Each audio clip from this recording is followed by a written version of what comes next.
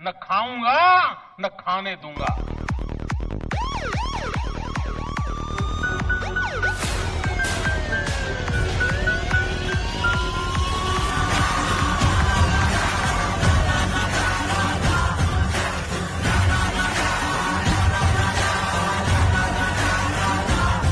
किसे विकास पुरुष के रूप में चुनना है और पूर्व में इनके द्वारा किए गए कार्यों का सीधा लाभ जनता को किसके द्वारा मिला, ये आपको इस वीडियो के माध्यम से समझ में आएगा।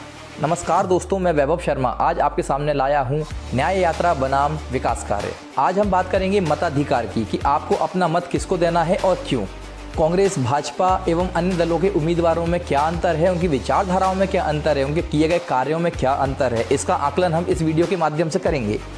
आपको सिर्फ अपने विवेक से जाति, धर्म और द्वेष भावनाओं को अलग रखकर इस वीडियो के माध्यम से ये समझना है कि हमको अपना अगला नेता किसको चुनना है।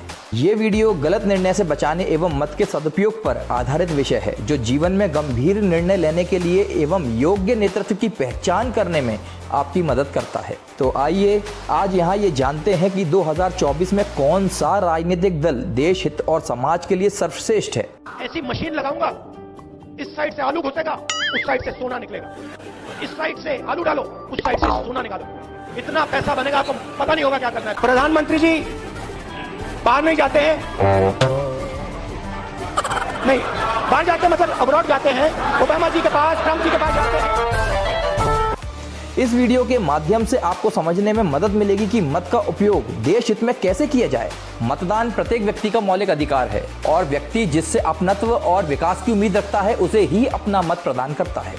वर्तमान समय की बात करें तो 2024 के लोकसभा चुनावों का बिगुल बज चुका है और सभी राजनीतिक दलों के नेता अपने अपने स्तर पर अपने अपने हाथ आजमा रहे हैं। कोई हिंदुत्व के आधार पर अपने कार्यों के बारे में बता रहा है, तो कोई सनातन को खत्म करने की बात कहकर तुष्टीकरण की राजनीति में विश्वास रखता है, तो कोई जातियों को आधार बनाकर विजय रथ पर सवार होने के सुंदर सुंदर स्वप्न सजाए बैठा हुआ है।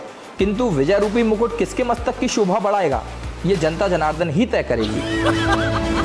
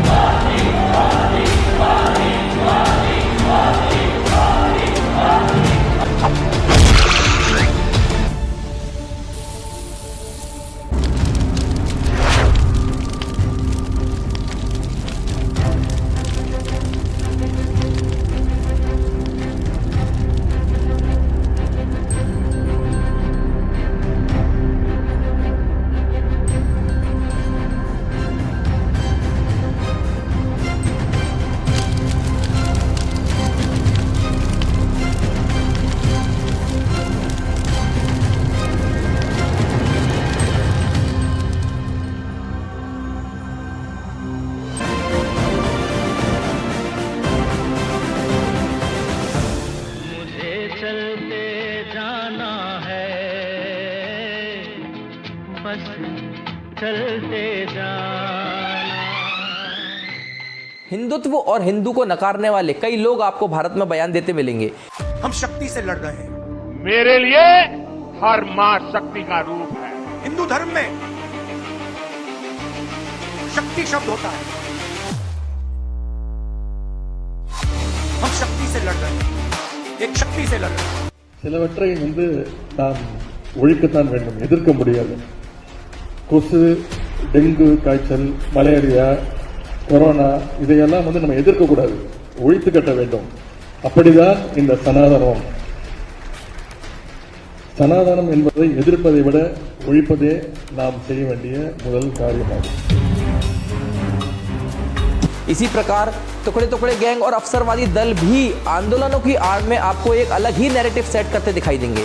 एकजुटता के नारे लगाएंगे, विभिन्न प्रकार की यात्राएं भी निकालेंगे, जिनका मकसद केवल हिंदुत्व के विरोध में लगी हुई ताकतों को एक साथ इकट्ठा करना है। कभी जातिगत विद्वेष पैदा कर समाज को तोड़ने की चेष्टा की जाती है, तो कभी किसान मजदूर के नाम पर। सवाल यह है कि अंग्रेजी दास्ता से मुक्ति के बाद सरदार वल्लभ भाई पटेल ने देश को जोड़ा, फिर भारत के यशस्वी प्रधानमंत्री श्री नरेंद्र दामोदर दास मोदी ने भी अलगाववादियों को मिटाने में लगे हैं, ताकि देश मजबूत हो। जब जेएनयू विश्वविद्यालय में एक देशद्रोही के द्वारा भारत तेरे टुकड़े होंगे, अफजल हम शर्मिंदा हैं जैसे देशद्रोही नारे लगते हैं, तो सारे मानवाधिकार के ज्ञाता आकर उसके पक्ष में खड़े हो जाते हैं। तुम एक अफजल को मारोगे, हर घर से अफजल निकलेगा। तो मैं भारत की बेटी अपनी भारतीय सेना की तरफ से आज ये ऐलान करती हूँ कि उस घर में घुसकर मारेंगे जिस घर से अफजल निकलेगा, वो कोख नहीं पलने देंगे जिस कोख से अफजल निकलेगा। ऐसे में यात्रा का मकसद क्या है, इसे समझना होगा। मेरी नजर में यात्रा का मकसद हिंदुत्व के विरोध में सभी को एकजुट करना ही है। अब चुनावों पर नजर डालें तो गुना में सर्वप्रथम नाम आता है ज्योतिरादित्य सिंधिया।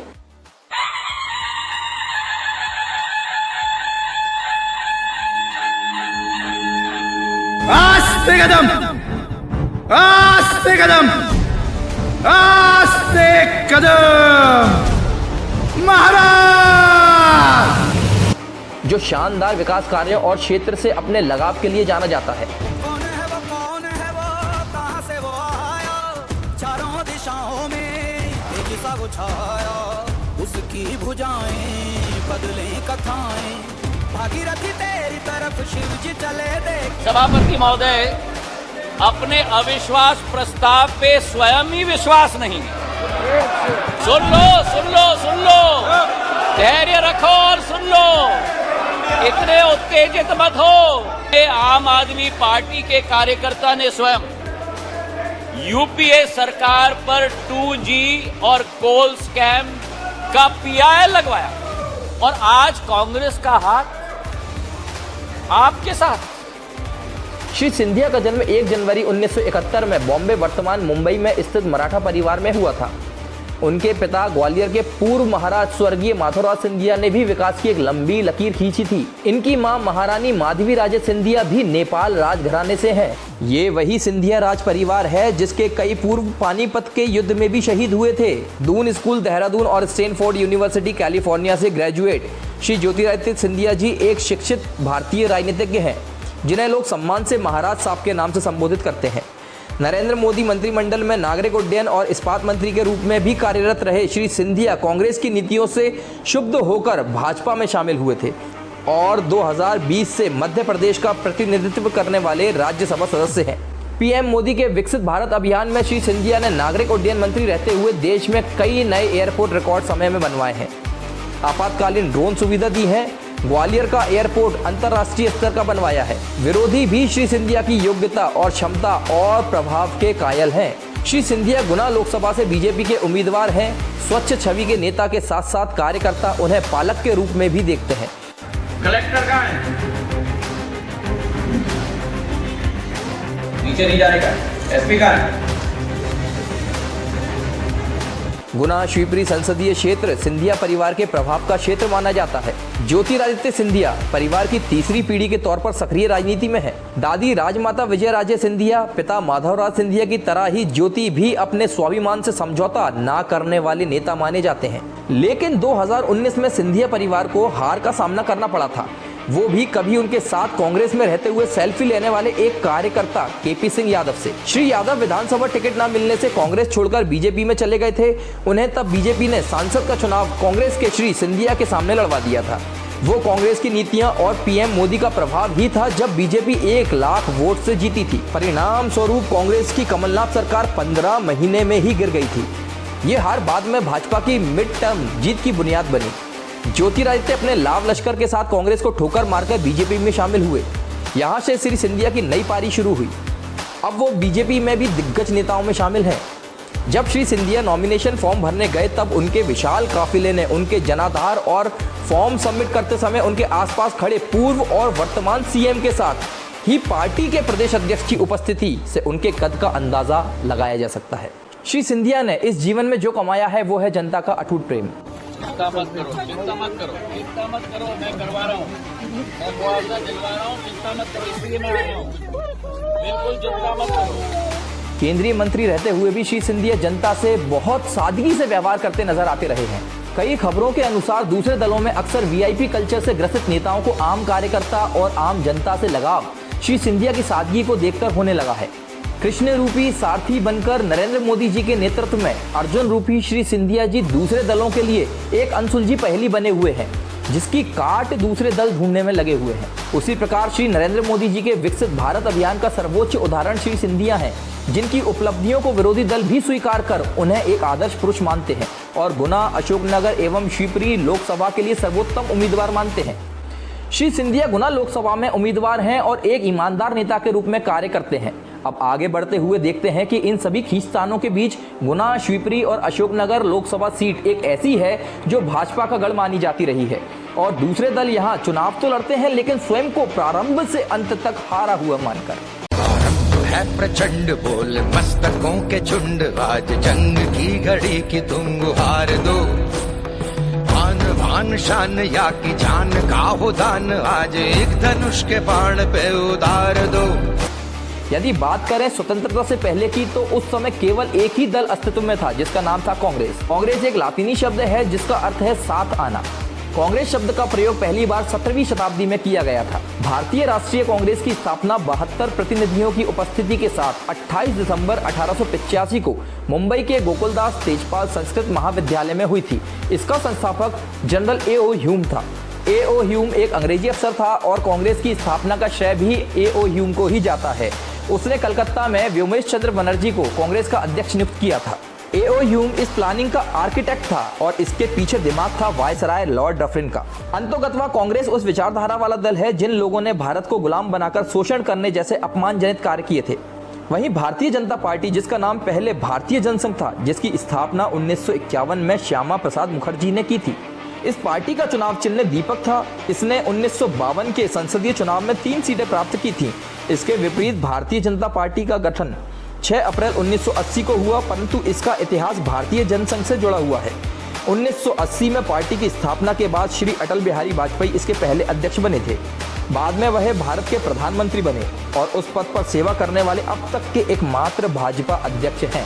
सत्ता का खेल तो चलेगा, सरकारें आएंगी जाएंगी, पार्टियां बनेगी बिगड़ेंगी, मगर ये देश रहना चाहिए। इस देश का लोकतंत्र अमर रहना चाहिए। भाजपा जैसे राष्ट्रहितैषी दल मोदी की गारंटी जैसे नारों के साथ चुनाव मैदान में हैं, तो दूसरे दल जो एकजुटता के साथ भाजपा को हराने के लिए मोदी जी की विकसित भारत की ओर बढ़ते हुए कदमों को रोकने के लिए भाई बंधु बनकर सत्ता प्रवेश के स्वप्न सजाकर बैठे हैं। यहाँ सवाल ये उठता है कि इन सभी भाजपा विरोधी दलों, जिन पर परिवारवाद के आरोप भी लगते रहे हैं, उनको मोदी के विरुद्ध एक होने की स्थिति क्यों बनी है? And that is why we respect the people of Tamil Nadu. Narendra Modi Tamil मक्कुடைய எதிரி. He is given the world's biggest defense contract.